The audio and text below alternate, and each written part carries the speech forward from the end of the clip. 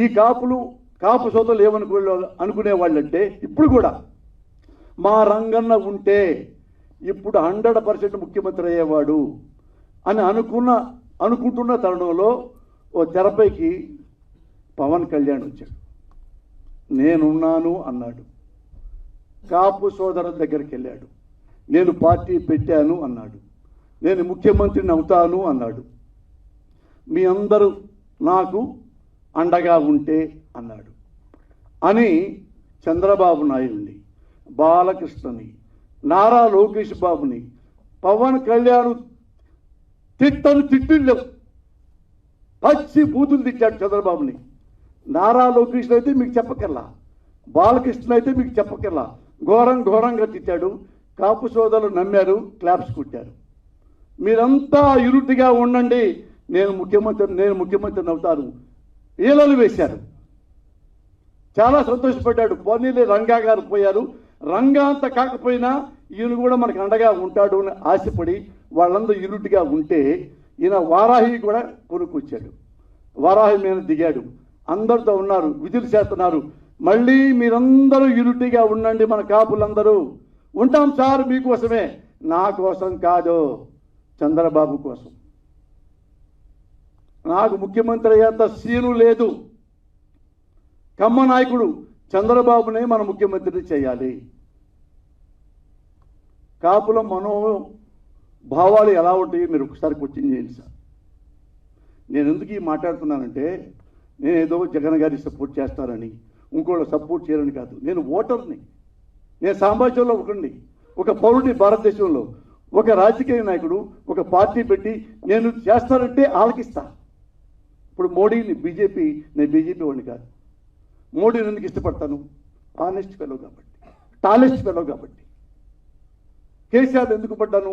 అతను తెలంగాణ తెచ్చాడు కాబట్టి, తెలంగాణ తేటంలో ముఖ్యుడు కాబట్టి. నాకు పర్సనల్గా నాకేం ఉండవు. ఎందుకు జగన్ గారిని సపోర్ట్ చేస్తానంటే ఒక ఓటర్గా నేను ఎప్పుడు ఏ పార్టీలో సభ్యుడిని కాదు ఈ రోజు వరకు. For your candidate permission. ఎందుకు ఉన్నాళ్ళలో ఈయన బెస్ట్. 13 ఏళ్ళ నుంచి చూస్తున్నా, 14 ఏళ్ళ నుంచి జగన్ గారిని. ఉన్నాళ్ళలో బెస్ట్, అందుకే ఆయనగా నేను సపోర్ట్ చేస్తున్నాను. అలాగే ఈ పవన్ కళ్యాణ్ కూడా అలాగే ప్రజల కోసం, ముఖ్యంగా కాపుల కోసం అండగా ఉంటాడనుకున్నా. ఏ రోజైతే రోడ్డు మీదకి వచ్చి ఎవరైతే ఏ చంద్రబాబుని బూతులు తిట్టాడో అదే చంద్రబాబుని దేవుడని, కమ్మ కులస్తుడు, అతనికే ముఖ్యమంత్రి అర్హత ఉంది, ఆయనకే ఓట్లేని మన కాపులంతా. ఎందుకు వేయాలి మొత్తం కాపులంతా? రంగా గారిని చంపించినందుక? అవినీతిపరుడైనందుక? దేనికో చెప్పండి అంటే అడగొద్దు, సలహాలు అడగొద్దు ఉన్నాను.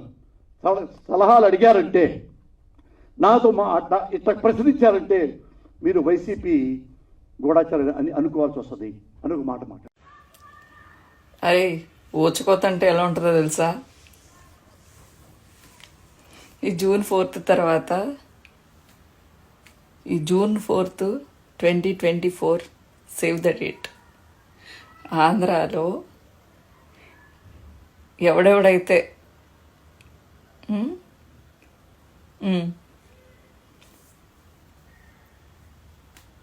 గట్టిగా తెలంగాణలో పారిపోయినా కూడా మీ పరిస్థితి తలుచుకుంటుంటే ఉందరా నాకు మామూలు కాన్ఫిడెంట్గా లేదే. నన్ను అన్నారు కదా, నన్ను అన్నవాళ్ళు కాదు, లేకపోతే వీళ్ళని అన్నారని కాదు, కానీ వైఎస్ఆర్సీపీని టార్గెట్ చేసిన వాళ్ళందరికీ, అది ఏ వ్యవస్థలో ఉన్నా కూడా వాళ్ళ పరిస్థితి తలుచుకుంటుంటే, ఇంతకీ ఊచకోతకి డిక్షనరీ వెతికినా కూడా మీకు మీనింగ్ తెలీదు. ఇప్పుడు చూస్తారు. వీళ్ళు తలుచుకుంటే నాకు సొంతోళ్ళు, పరాయోళ్ళు,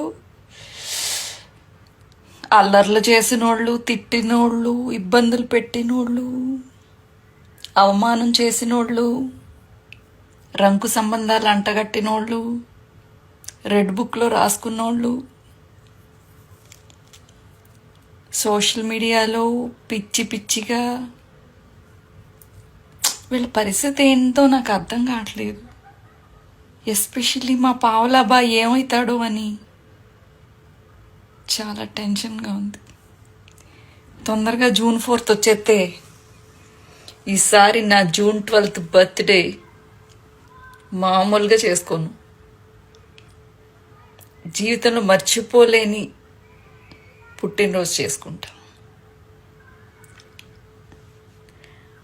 జగనన్నా జగనన్నా జగనన్నా ఒక్కడిని కూడా వదలొద్దన్నా వదలొద్దన్నా వదలొద్దన్నా.